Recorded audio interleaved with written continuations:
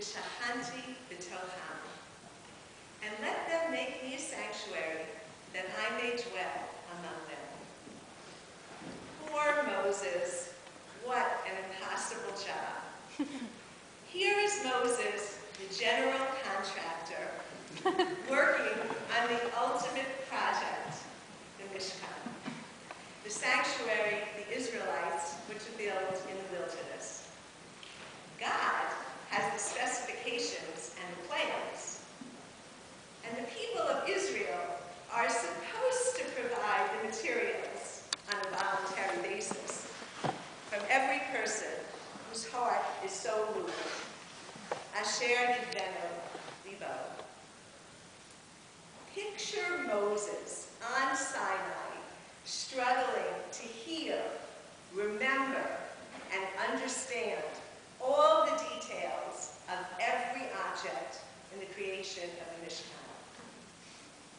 It is a little grandiose to compare ourselves to Moses, but here we can imagine Moses struggling, as we often struggle.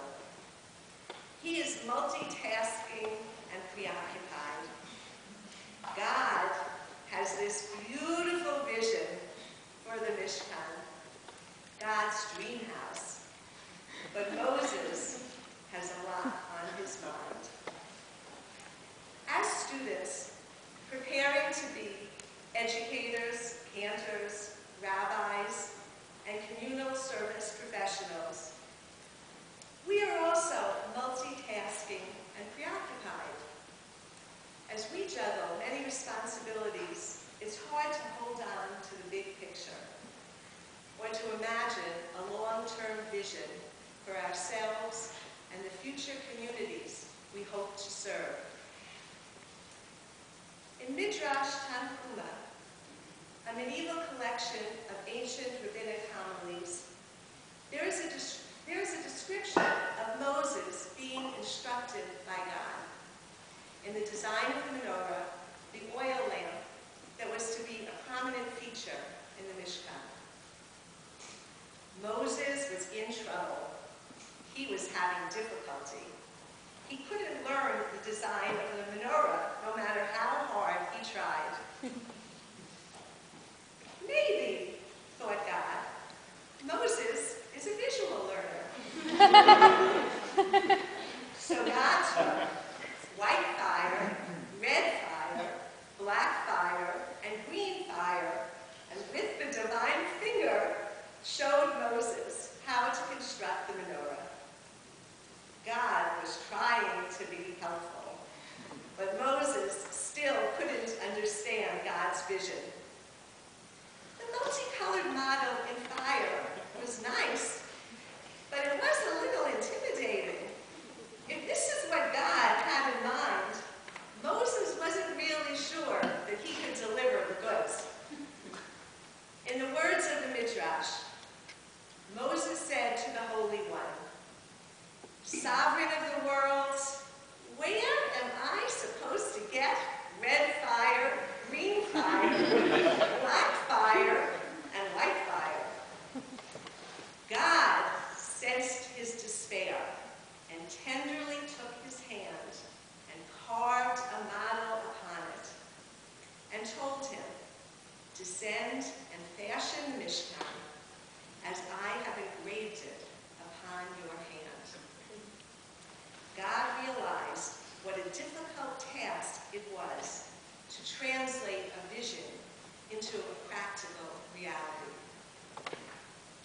This Midrash also tries to fill a troubling gap in the flow of the Exodus narrative. At the end of last week's Torah portion, Parashat Mishpatim, Moses, in a dramatic moment, is climbing the fiery mountain and disappearing behind the clouds.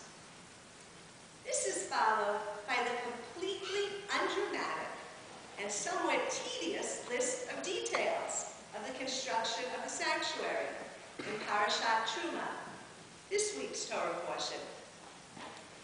The commentators have not failed to notice the contrast. In their writings, we find two main approaches to understanding this disjuncture. First, Rambam. He doesn't see it as a discontinuity, but rather there is a logical progression from revelation at Sinai to the construction of the sanctuary. The people have seen God's kavod, a consuming fire on top of the mountain, and committed themselves to the covenant with the divine. They have been transformed into a holy people, a goy kadosh, and are now ready to house God's presence in their midst. Rambam explains how the Mishkan, the sanctuary, is the secret connection. Now, the people have a version of Sinai that they can carry with them. The gold of the cherubim, the carved sphinx-like figures resting upon the ark, is reminiscent of the fire of Sinai. God's voice emerges from the empty space between the cherubim, similar to the voice from the fire at Sinai. God's fiery presence, the kavod, rests in the Mishkan, as it did at Sinai. Moses' immersion in the study of the details of the Mishkan will allow him to build the vehicle that will facilitate this continued connection between God and the people. Contrastingly, Rashi and most of the Midrashic commentators see the situation differently. They notice how the narrative of the golden calf is surrounded by the text describing the Mishkan, and they see a powerful connection between them. The use of the word kaporet, the golden cover of the ark, has the same root as kapara, atonement, a covering for sin.